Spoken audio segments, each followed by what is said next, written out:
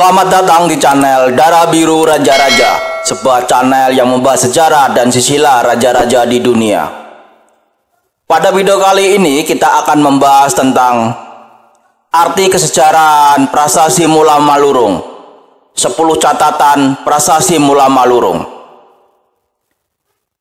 Sistem penulisan sejarah masa lalu adalah mencampur adukkan kisah sejarah dan mitos, sehingga kita harus bisa memilah mana yang sejarah dan mana yang bukan.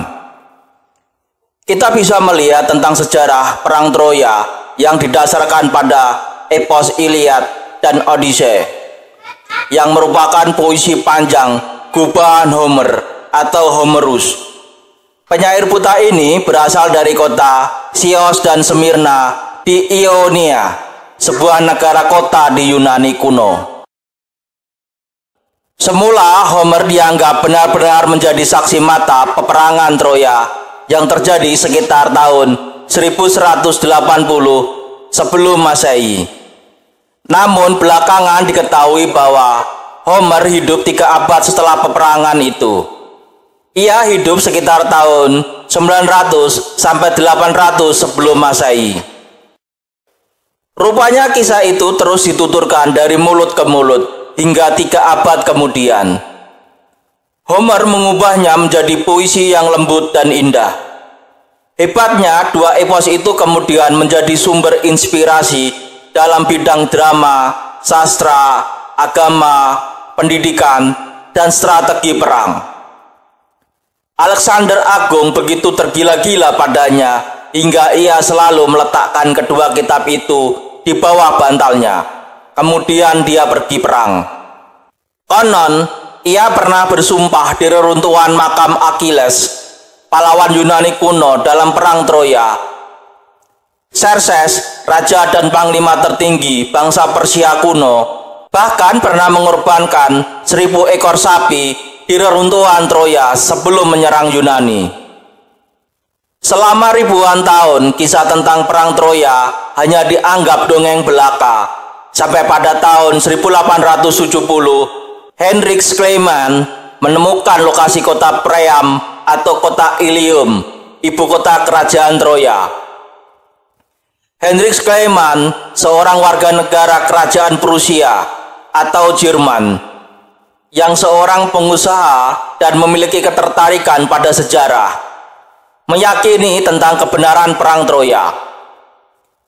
Henrik Schliemann melakukan penggalian pada tahun 1870, 1873, dan 1876. Dari penggalian ini ditemukan bukti-bukti penyerbuan dan kebakaran akibat peperangan. Dengan hasil penemuan ini, maka dapat ditarik kesimpulan bahwa perang Troya benar-benar terjadi di masa lalu. Dalam sejarah kerajaan di Jawa, kisah di buku Pararaton maupun Negara Kertagama banyak mencampur adukkan antara kisah nyata dan mitologi. Sehingga ada beberapa sejarawan Belanda meragukan tentang kebenaran kisah Ken Arok. Misalnya Profesor Sesebok. Beliau mendasarkan pada prasasti Mahaksobia yang mengisahkan penyatuan kerajaan Janggala dan Panjalu pada masa pemerintahan Raja Wisnuwardana. Penyatuan ini terjadi setelah tahun 1248 Masehi. Berdasarkan pendapat ini, Profesor Buck menolak adanya Ken Arok, perang antara keakuan Tumapel dan kerajaan Kediri, dan penyatuan kerajaan Janggala dan Panjalu dalam kerajaan Tumapel pada tahun 1222 Masehi.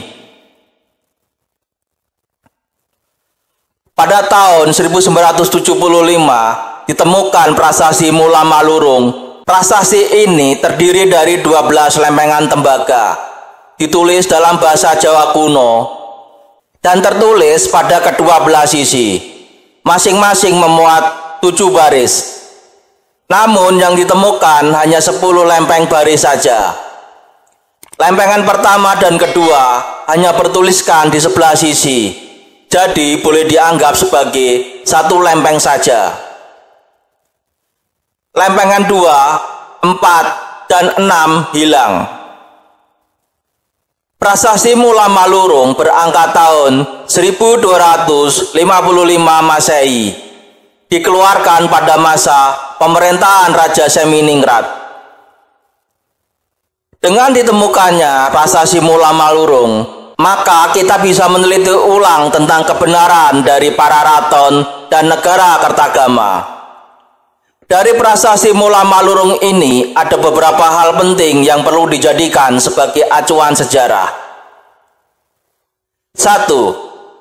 Pendiri Kerajaan Tumapel adalah Batara Siwa. Dalam prasasti Mula Malurung, pendiri Kerajaan Tumapel adalah Batara Siwa, yang merupakan nenek dari Sang Prabu Seminingrat. Yang dimaksud dari nenek dalam bahasa Jawa kuno ini bukan berarti perempuan, akan tetapi orang 2 generasi di atas kita. Dan kata ini netral, tidak mengacu laki-laki atau perempuan. Kalau dalam bahasa Jawa sekarang adalah embah atau eyang. Kalau ditambah kata kakung akan menjadi embah kakung atau eyang kakung untuk mengacu kakek. Dan kalau ditambah putri akan menjadi embah putri atau eyang putri untuk mengacu nenek. Dalam hal ini yang dimaksud kata nenek dari Sang Prabu Seminingrat adalah laki-laki. Karena di depan namanya diberi kata Batara dan namanya sendiri adalah Siwa, nama dewa laki-laki dalam agama Hindu. 2. Batara Siwa adalah Ken Arok. Dalam para raton, Ken Arok dan Ken Dedes memiliki 4 orang anak, yaitu Maisawo Ngateleng, Sang Apanji Saprang, Agni Baya, dan Dewi Rimbu.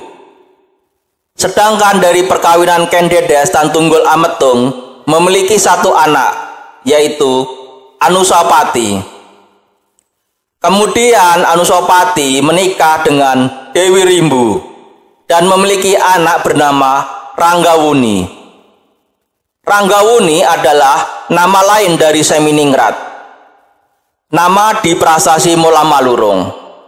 Sehingga dari jalur Ken Arok memiliki putri Dewi Rimbu, kemudian Dewi Rimbu memiliki putra Seminingrat. Dari sini dapat kita lihat bahwa Ken Arok adalah kakek dari Seminingrat. Di dalam para raton dan negara Kertagama disebutkan bahwa Ken Arok atau Sri Rangga Rajasa dicandikan di Kagenengan dan diarcakan sebagai Dewa Siwa. Sehingga Batara Siwa yang dimaksud dalam prasasti Mula Malurung adalah Ken Arok. 3. Batara Siwa mengalahkan Raja Kertajaya. Dalam para raton dan negara Kertagama diceritakan bahwa pada tahun 1222 Ken Arok mengalahkan Raja Kertajaya dari Kerajaan Kediri. Di prasasti Mula Malurung disebutkan raja-raja yang memerintah Kerajaan Daha, yaitu Batara Parameswara, Kuning Baya, dan Nararya Tojaya. Batara Parameswara adalah nama lain dari Maisawo Ngateleng, anak dari Ken Arok. Sehingga kita bisa ambil kesimpulan bahwa ada perang antara keakuan Tumapel dengan Kerajaan Kediri. Dan Batara Siwa berhasil mengalahkan Raja Kertajaya. Setelah Raja Kertajaya mati, Kerajaan Kediri dikuasai Tumapel dan berdirilah Kerajaan Tumapel dengan Ken Arok sebagai raja pertama. Kemudian Kerajaan Kediri diberikan kepada anaknya, yaitu Batara Parameswara sebagai raja bawahan atau raja pasal. 4. Ken Arok mati dibunuh. Dalam para raton disebutkan bahwa Ken Arok mati dibunuh Ki Pangalasan, orang kepercayaan Anusapati. Ki Pangalasan kemudian dibunuh Anusapati untuk menutupi bukti bahwa ia yang memerintahnya. Dalam negara Kertagama, Sri Rangga Rajasa meninggal dunia dengan wajar, tidak ada pembunuhan. Dalam prasasti Mula Malurung disebutkan bahwa Batara Siwa mangkat di tahta Kencana. Pernyataan bahwa beliau mangkat di tahta Kencana kiranya telah cukup jelas untuk menyarankan bahwa Raja Sri Rangga Rajasa mangkat secara tidak wajar. Dalam negara Kertagama tidak menceritakan pembunuhan Ken Arok karena negara Kertagama adalah sastra pujian untuk keluarga Hayam Wuruk, sehingga cerita tentang pembunuhan leluhur Hayam Wuruk akan dianggap aib. 5. Pecahnya Kerajaan Tumapel. Dalam Pararaton dan negara Kertagama diceritakan bahwa setelah Ken Arok mendirikan kerajaan Tumapel, kerajaan itu kemudian diperintah oleh Anusapati, Tojaya, Wisnuwardana, dan Kertanegara. Dari cerita ini, kerajaan di Jawa Timur dan Jawa Tengah hanya ada satu kerajaan, yaitu Kerajaan Tumapel. Dalam prasasti Mula Malurung didapatkan raja-raja yang memerintah kerajaan Tumapel adalah Batara Siwa, Anusapati, dan Seminingrat. Sedangkan raja yang memerintah kerajaan Kediri adalah Batara Siwa, Batara Parameswara, Agnibaya, Naraya Tojaya. Dari data ini terlihat bahwa setelah Batara Siwa meninggal dunia, kerajaan Tumapel terpecah menjadi dua, yaitu Kerajaan Tumapel yang beribu kota di Kutaraja dan Kerajaan Kediri yang beribu kota di Kediri. 6. Anusapati tidak mati dibunuh. Dalam Pararaton diceritakan bahwa Anusapati meninggal dunia karena dibunuh oleh Tojaya, dan kemudian Tojaya naik tahta menjadi raja. Dalam negara Kertagama, Anusapati meninggal dunia secara wajar dan digantikan oleh Wisnuwardana. Dalam prasasti Mula Malurung, Anusapati meninggal dunia secara wajar dan digantikan oleh Seminingrat sebagai raja. Sedangkan Tojaya menjadi raja di Kediri, bukan di Tumapel. Kalau ada raja yang dibunuh oleh Tojaya, maka raja itu adalah Agnibaya, bukan Anusapati. 7. Tojaya, Raja Kediri. Dalam Pararaton, Tojaya adalah Raja Tumapel setelah berhasil membunuh Anusapati. Di negara Kertagama tidak pernah menceritakan adanya Tojaya. Prasasti Mula Malurung menyebutkan bahwa Naraya Tojaya adalah Raja Kediri, bukan Raja Tumapel. Kemungkinan kekuasaan ini didapatkan dengan melakukan pemberontakan kepada adik tirinya, yaitu Agnibaya. Setelah Agnibaya dibunuh, kemudian Tojaya naik tahta menggantikannya sebagai raja di kerajaan Kediri. 8. Kerajaan Tumapel dan kerajaan Kediri bersatu kembali. Menurut Pararaton, Naraya Tojaya mangkat di Katanglumbang pada tahun 1172 Saka atau 1250 Masehi. Dalam prasasti Mula Malurung diceritakan bahwa Seminingrat menyatukan kerajaan Tumapel dan kerajaan Kediri setelah meninggalnya Tojaya. Jika tarik pada Pararaton benar, maka penyatuan kerajaan Tumapel dan Kediri baru terjadi dalam tahun 1250 Masehi. 9. Sri Kertanegara menjadi raja bawaan di Kediri. Dalam Pararaton dan Negara Kertagama dinyatakan bahwa penobatan Sri Kertanegara berlangsung pada tahun 1254 bertepatan dengan perubahan nama Kutaraja menjadi Singasari. Dari uraian Prasasti Mula Malurung terungkap bahwa penobatan Sri Kertanegara pada tahun 1254 dimaksudkan untuk menjadi raja di Daha, bukan untuk menggantikan Sang Prabu Seminingrat alias Wisnuwardana. Pernyataan bahwa Sri Kertanegara mengapalai sesama raja menunjukkan bahwa beliau adalah raja mahkota yang pada suatu saat akan menggantikan Sang Prabu Seminingrat. 10. Jayakatwang Raja Gelang-Gelang atau Ngurawan. Negara Kertagama Pupuk 44 menguraikan bahwa sepeninggal Kertajaya, Raja Sri Rangga Rajasa mengangkat Jayasabha sebagai penggantinya. Pada tahun 1258, Jayasabha digantikan oleh Sastrajaya. Pada tahun 1271, Sastrajaya digantikan Jayakatwang.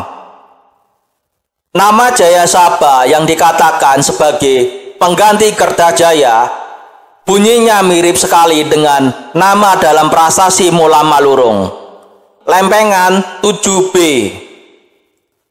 Menurut Prasasti Penanggungan Lempengan 6, Jayakatwang menjadi Raja Daha baru setelah berhasil memusnahkan Raja Kertanegara pada tahun 1292.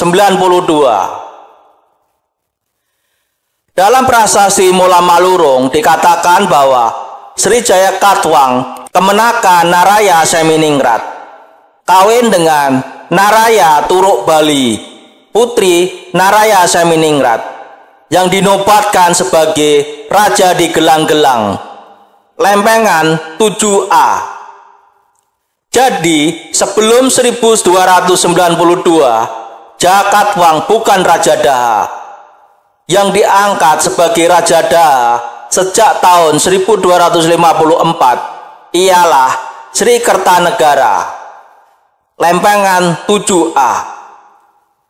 Uraian Negara Kertagama Pupuh 44 tentang Kediri berbeda dengan uraian Prasasti Mula Malurung yang menyebut Batara Parameswara, Huningbaya, Tojaya, dan kemudian Sri Kertanegara sebagai penguasa Kediri. Demikian video tentang arti kesejarahan Prasasti Mula Malurung. 10 catatan Prasasti Mula Malurung. Semoga bisa menambah wawasan dan ilmu pengetahuan bagi yang menonton video ini. Sampai jumpa lagi di video berikutnya. Terima kasih.